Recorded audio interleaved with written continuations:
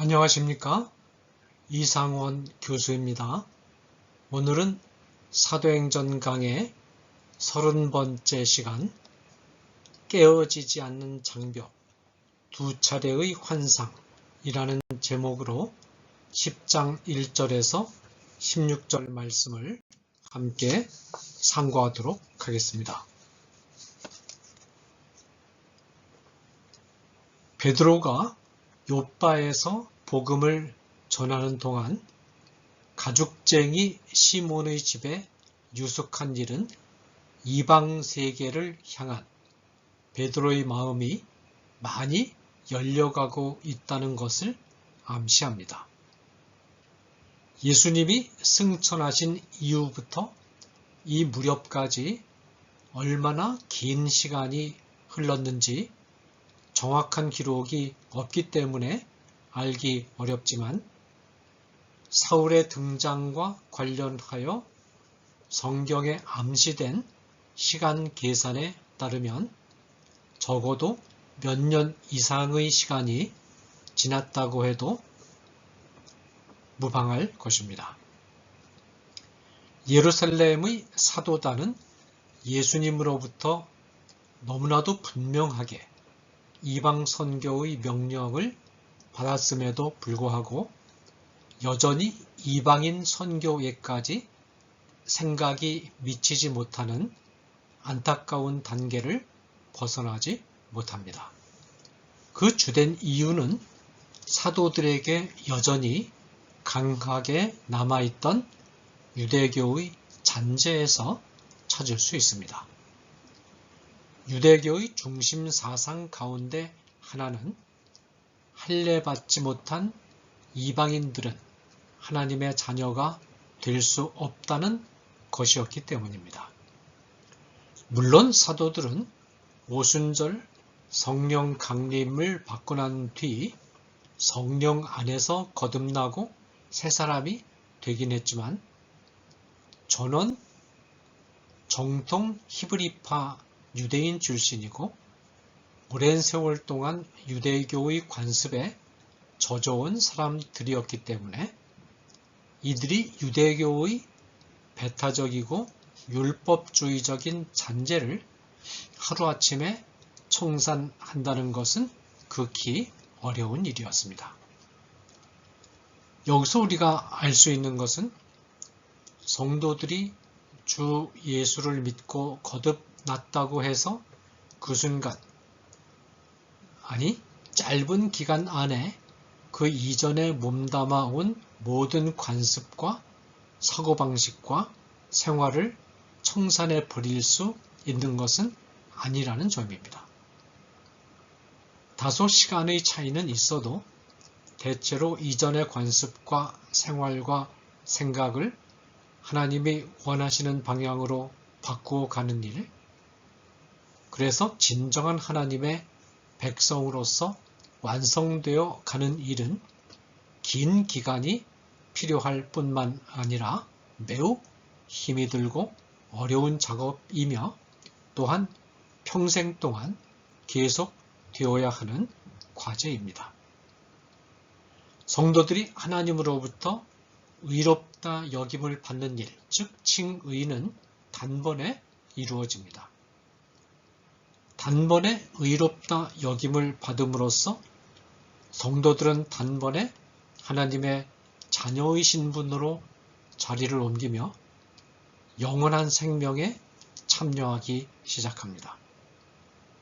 그러나 의롭다 여김을 받은 성도들이 주님의 모습과 뜻에 따라서 거룩하게 변화되어 가는 과정, 즉 성화는 평생에 걸쳐서 점진적으로 나타납니다. 성도들은 성화된 삶을 산다는 것이 그리 쉬운 일이 아니라는 점을 먼저 유념할 필요가 있습니다. 이 사실을 안다는 것이 우리에게 왜 중요할까요? 우선 첫째로 동료 성도들과 교회를 좀 더 깊고 넓게 이해하는 데 필요합니다. 동료 성도들의 신앙생활하는 모습에는 본받고 싶은 부분도 있지만 반면 교사로 삼아야 할 부분도 있기 마련입니다. 교회도 성도의 신앙생활에 도움이 되고 유익이 되는 부분을 갖추고 있는 반면에 교회를 깊이 알게 되면 알게 될수록 성도에게 실망을 안겨주는 부분을 만나게 됩니다. 이때 우리는 동료 성도들과 교회 공동체에 대해서 윤리적인 비판을 하게 됩니다. 이 비판은 필요한 비판입니다.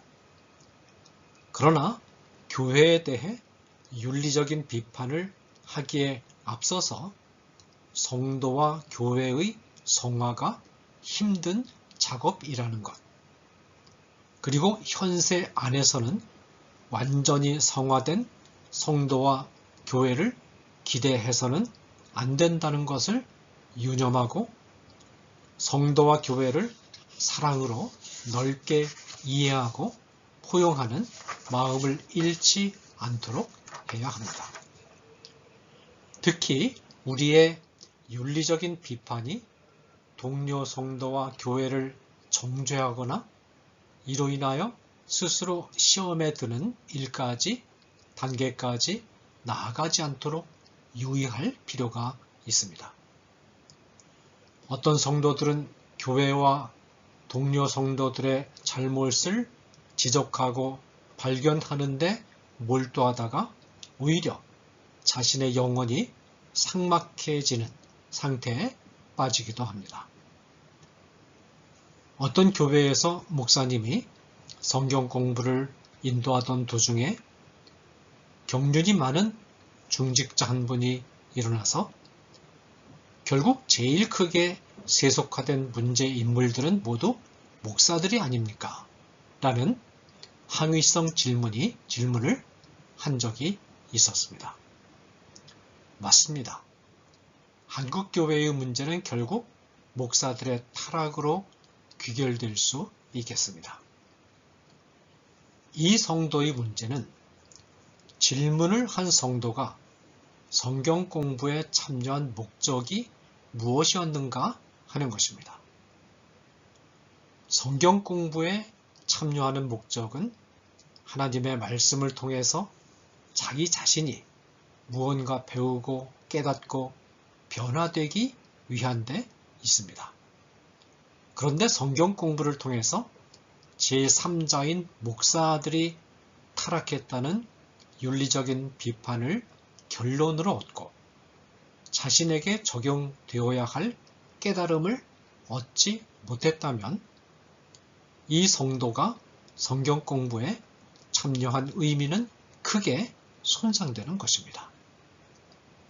둘째, 성도들의 성화가 어려운 작업임을 유념하는 것은 완전주의에 빠지는 일을 방지하는 데 필요합니다. 인간은 결코 완전할 수 없습니다. 성도의 신앙생활도 예외가 아닙니다. 사도 바울은 이렇게 고백합니다. 내가 이미 얻었다 함도 아니요 온전히 이루었다 함도 아니라 오직 내가 그리스도 예수께 잡힌 바 된 그것을 잡으려고 달려가노라. 빌립보서 3장 12절.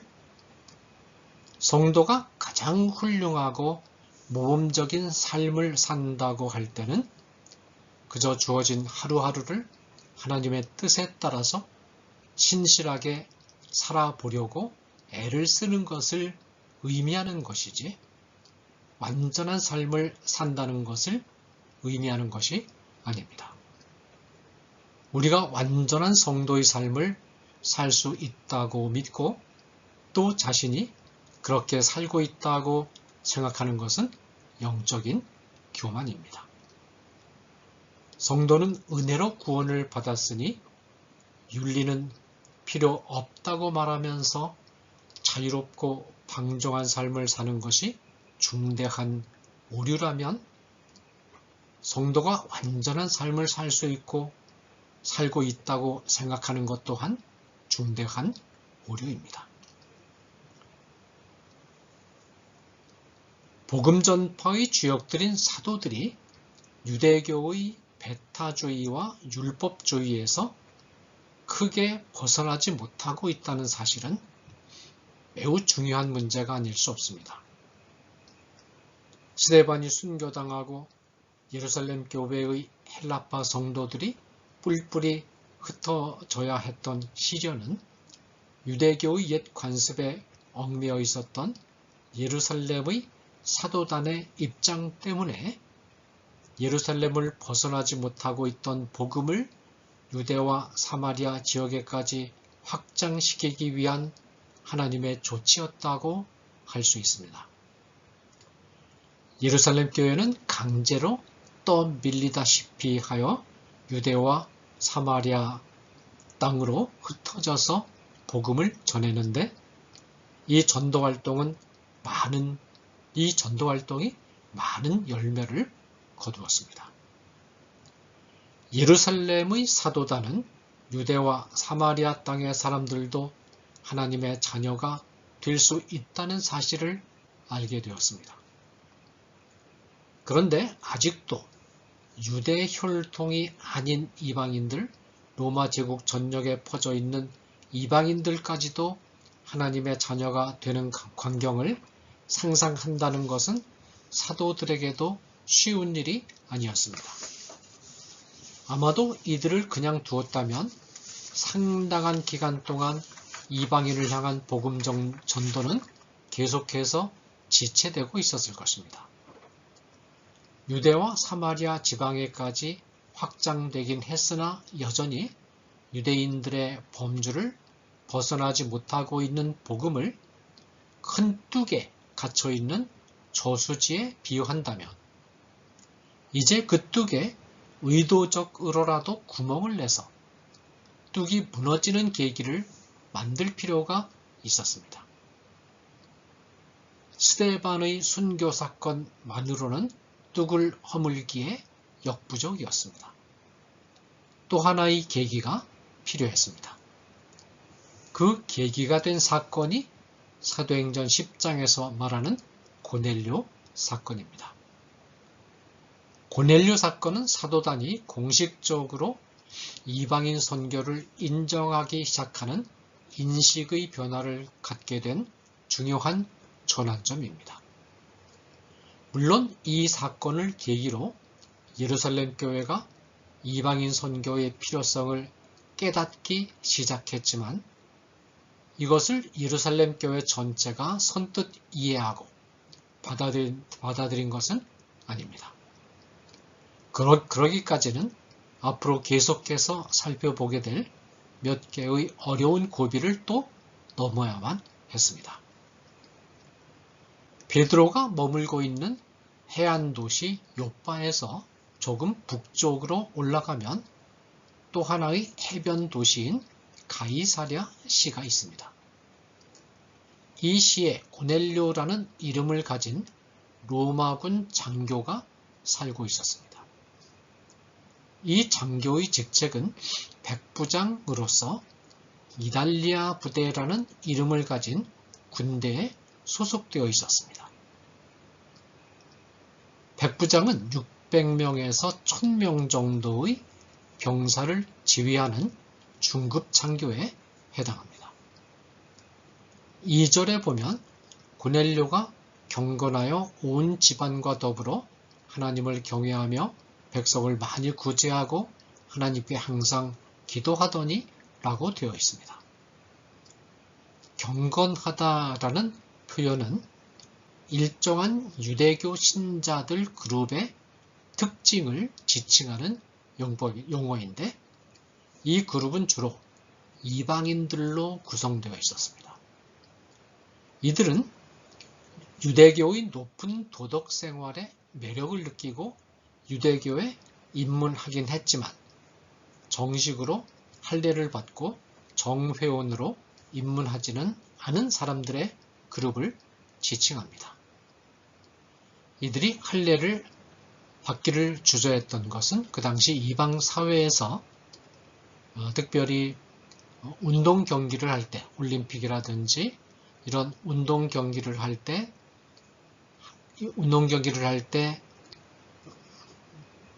벗은 몸으로 달리기 시합을 했는데 그때 할례 받은 그런 모습이 보이면 수치로 조롱을 받았기 때문입니다.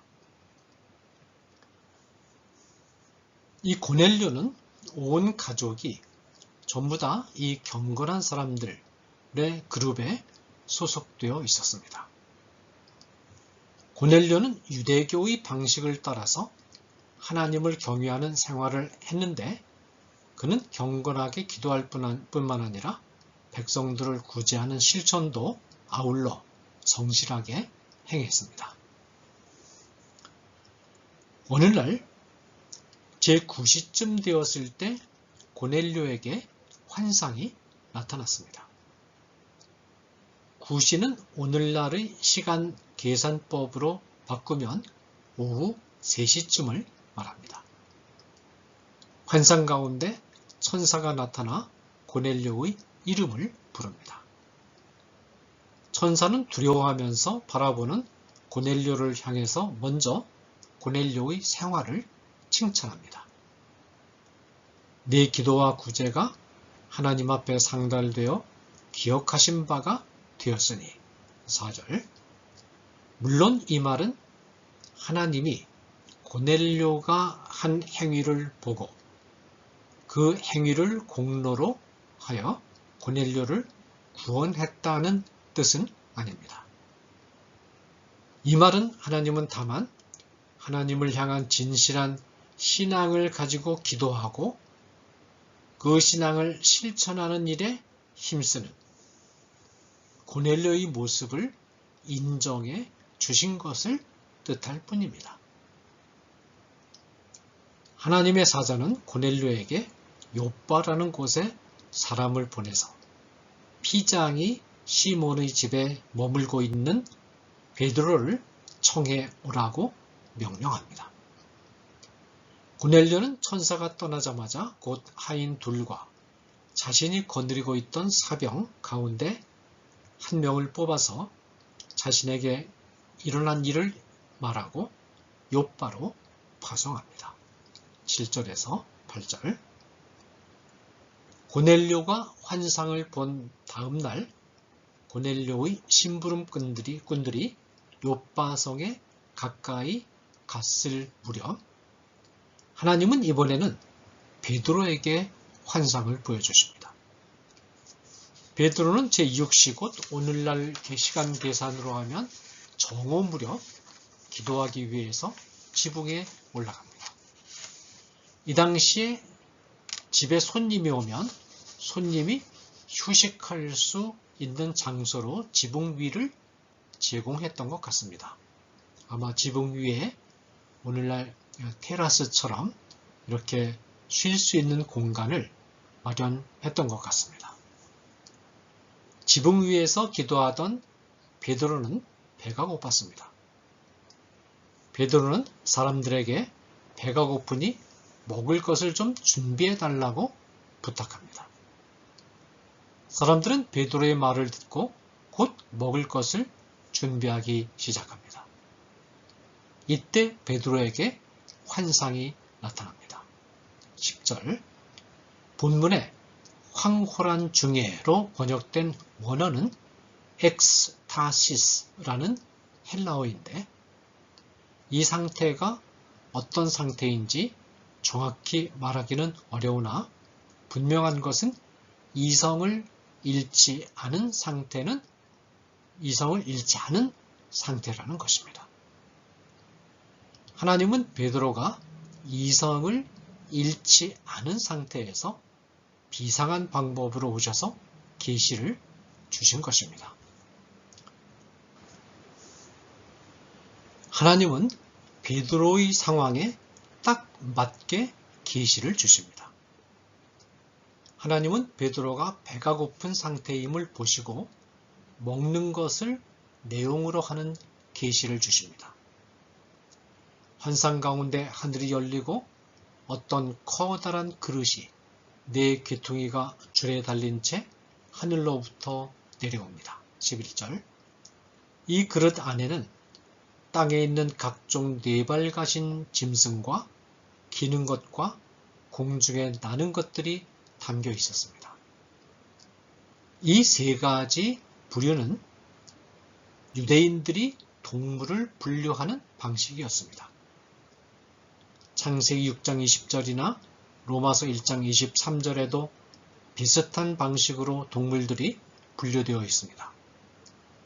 창세기 6장 20절에는 새와 가축과 땅에 기는 모든 것, 로마서 1장 23절에는 새와 짐승과 기어다니는 동물로 분류되어 있는데 이 세 가지 분류법이 본문의 그릇에 담긴 동물들의 분류법과 동일합니다. 모든 동물이 이 보자기 안에 분류된 세 가지 종류 안에 포함됩니다. 자, 이제 마지막으로 하나님께 저항하는 베드로에 대해서 살펴보겠습니다. 하나님은 이 동물들을 보여주신 뒤에 계속해서 이 동물들을 잡아 먹으라고 베드로에게 명령합니다. 뜻밖에도 베드로는 이 명령에 순종한 것이 아니라 즉각 이 명령에 항의합니다. 14절에 주여 그럴 수 없나이다. 속되고 깨끗하지 아니한 것을 내가 결코 먹지 아니하였나이다. 베드로의 이 한마디 안에 베드로가 여전히 유대교의 관습에 얼마나 강하게 사로잡혀 있는가가 잘 나타나 있습니다. 베드로의 생각을 사로잡고 있던 유대교의 관습은 너무나도 두터워서 심지어 하나님의 명령에 대하여 항의하고 하나님의 명령이 틀렸다고 지적할 정도였습니다. 전통과 관습이 잘못 굳어지면 이렇게 무서운 결과가 나타납니다. 이런 일은 베드로에게서 뿐만 아니라 우리들에게서도 나타날 수 있습니다. 하나님이 보실 때 좋지 않은 관습과 사고방식이 우리에게 분명히 있습니다. 그런데 우리가 성경을 읽고 설교를 듣고 성경 공부를 하고 기도를 하는데도 불구하고 그 부분에 이르면 하나님, 이것만은 곤란합니다.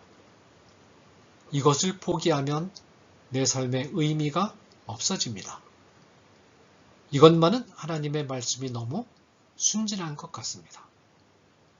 하나님이 태도를 좀 바꾸셔야 되겠습니다. 라고 무언의 항의를 할 때가 있습니다. 우리는 하나님의 뜻에 어긋남에도 불구하고 양보할 수 없는 몇 가지 어떤 사고방식이나 관행을 은밀히 간직하고 생활합니다. 그것은 재산에 대한 애착일 수 있습니다.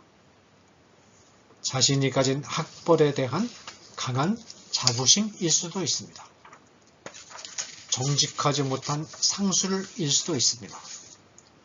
어떤 나쁜 습관일 수도 있습니다. 신앙생활에 지장을 줄 정도로 강한 애착을 느끼면서 몰두하는 어떤 취미일 수도 있습니다. 이런 것들은 우리의 실생활에서 하나님의 순수하고 깨끗한 명령을 조소하고 무시하게 만들 수 있을 만큼 강한 위력을 발휘합니다.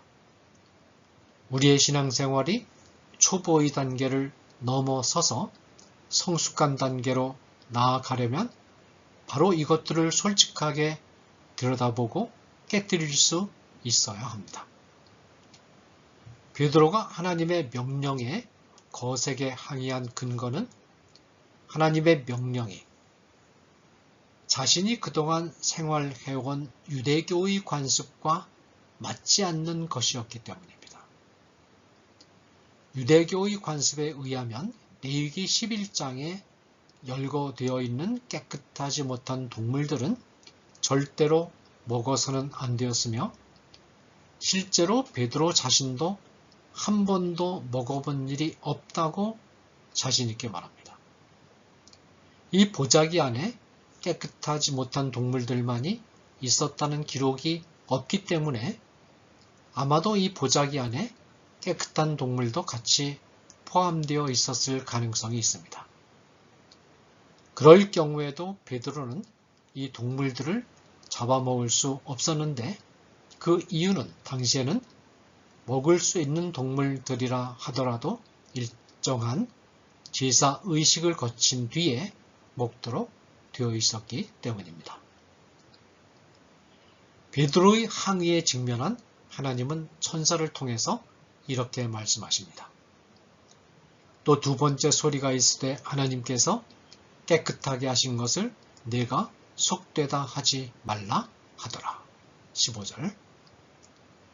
하나님은 모든 동물들을 깨끗하게 하셨다는 선언을 통해서 베드로가 지켜오던 유대교의 관습이 하나님의 뜻을 잘못 해석한 것이라는 점을 분명히 하셨습니다. 하나님은 똑같은 환상을 세 차례 거듭하여 베드로에게 보여주셨습니다. 하나님이 세 번씩이나 동일한 환상을 베드로에게 보여주셨다는 사실은 베드로가 하나님의 명령에 거듭 저항했음을 뜻합니다.